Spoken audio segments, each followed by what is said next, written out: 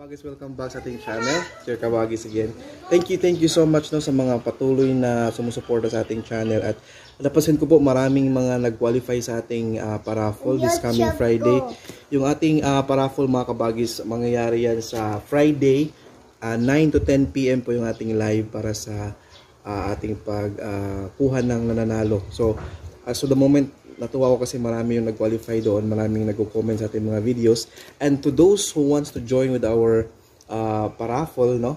Every week po yan, ang gawin nyo lang po every time nanonood kayo sa ating mga videos, right after matapos yung video mga Kabagis, just make sure to comment down. And then yung comment ninyo mga Kabagis is dapat relevant, or I mean inline siya sa ating in-upload para hindi kayo ma-spam. Alright? Dumating pala yung ating package mga Kabagis, makakarating lang sa LBC to.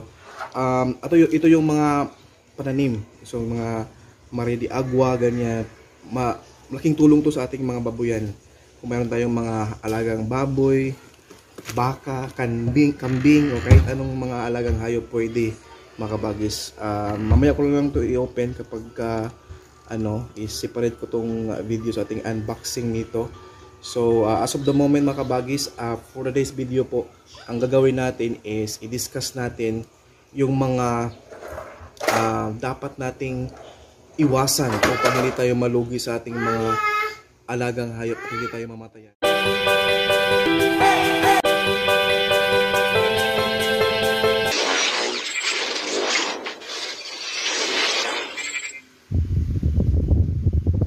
Mga Kabagis, for today's video po, ang gagawin natin is i-share ko sa inyo, i-discuss ko sa inyo yung mga bagay-bagay na dapat nating iwasan, no? Dapat nating bigyang pansin kasi sa simpleng pagkakamali lang natin mga Kabagis, pwede tayong mamatayan, pwede tayong malugi, pwedeng ikawala ng ating puhunan. And worst case pa dyan mga Kabagis, kung baguhan lang tayo tapos malulusog sana yung ating nabiling mga biik, kaso in a span of ilang araw lang mamamatay lahat. So just keep on watching, mga i-discuss ko sa inyo kung bakit, at ito yung mga gamit na dapat nating tingnan mabuti, linising mabuti before natin ipagamit sa ating mga alagang hayop. Just keep on watching. Kabagis, ito na po. Ito yung ganitong klase yung container na nabili ng ating kaibigan, no? Na kasabayan nating mag-alaga ng baboy sa Cebu din. So gusto kong i-share sa inyo ito mga Kabagis bilang heads up lang sa atin na nag-aalaga ng mga baboy, na kapag kabibili tayo ng container, tulog sila Kabagis. May mga malalaki, may mga maliliit dahil iba-iba yung mga magulang yan. Okay, so kapag kabibili tayo ng container at gawin natin itong patubigan sa ating mga baboy, no? Yan, pig drinker nila mga Kabagis. So please make sure po na wag basta-basta gamitin yan, kasi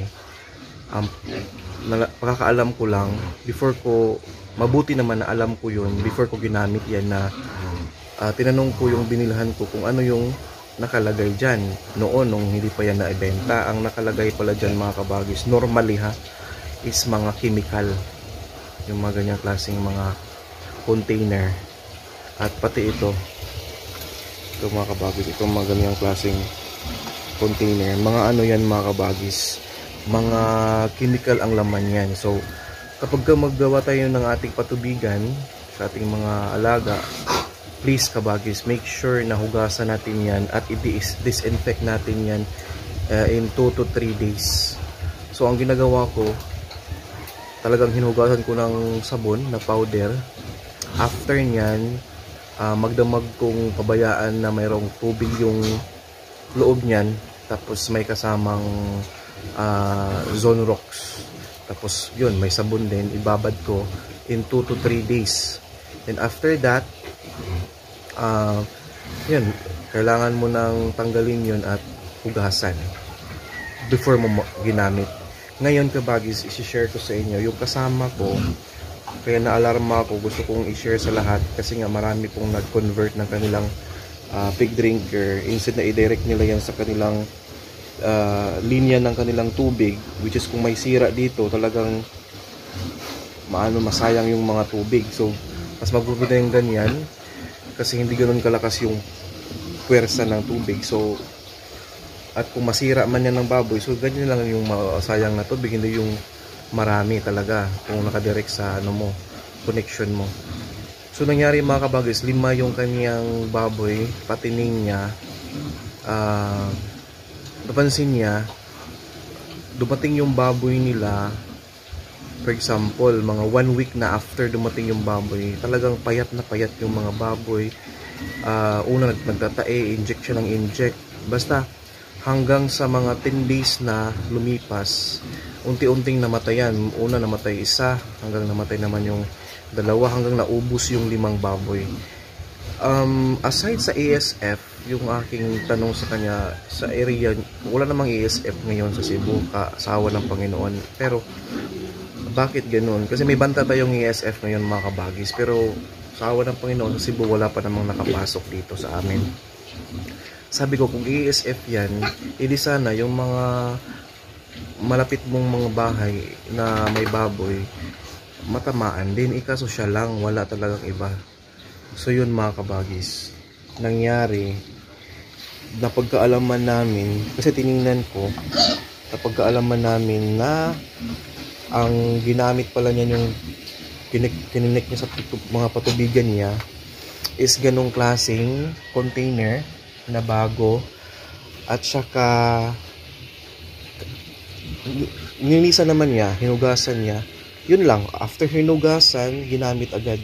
Hindi niya ito dinisinfect in 2 to 3 days na nilagyan ng Zonrox, yung pabayaan mo lang magbabad doon ang Zonrox and all. Talagang automatic niyang ginamit after lang niyang hugasan. Tapos nung inamoy ko, talagang amoy pa talaga yung chemical doon mga kapag hindi pa natanggal. So please, kapag gagamit tayo ng ganyan, no, para sa ating mga alaga, kasi ako mga kabagis, this channel is intended for everyone na gustong mag-alaga, na hindi tayo masayang yung ating pagod, yung pera natin.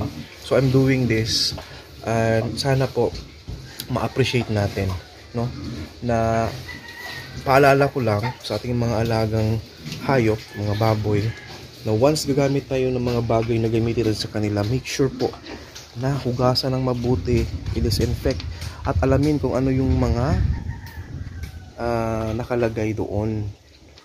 So yun mga kabagis, napagkaalaman nga namin ngayon lang na itong ginamit pala na patubigan, mabuti ako talagang disinfect ko. Ikaso yung sa kanyang case naman is hindi siya nagpasabi na may nabili na siyang ganyan. Sana mahitsapan ko siya na dapat hugasan ng mabuti, i-disinfect in 2 to 3 days before gamitin, ganyan. So sayang, 5 baboy, wala na. Puhunan niya doon, pagod. So magsisimula na naman siya ulit. So ayaw ko yung ganun yung mangyari sa ating business mga kabagis, na mauwi sa wala yung ating pera at pagod. So please make sure po na i-share nyo itong video na to sa mga kakilala ninyo na gustong magbababoy at gustong gumamit ng ganyan para sa patubigan, na linisan ng mabuti, i-disinfect kung kailangan 2 to 3 days, at amuyin ninyo kung malaman nyo, no, kasi malinis yung gagamitin niyo kung wala nang amoy na iba, yung bang chemical yung amoy, kasi ano mo yung chemical, yung matapang yun, hindi niya napansin kasi yun. So kaya sayang. So yun lang mga kabagis, eto na pala sila, check ko sa inyo. So maya maglilinis ako ngayon, tapos after nyan magtanghalian yan. Please make sure to watch my upcoming upload regarding doon sa ating pakain. Ito sa ngayon na gulang nila, ano yung kilo na naubos nila sa isang pakainan, i-vlog ko yan. Piniprepare ko lang yung video, ini-edit ko na, then make sure to wait for it mga kabagis. Yan, thank you so much.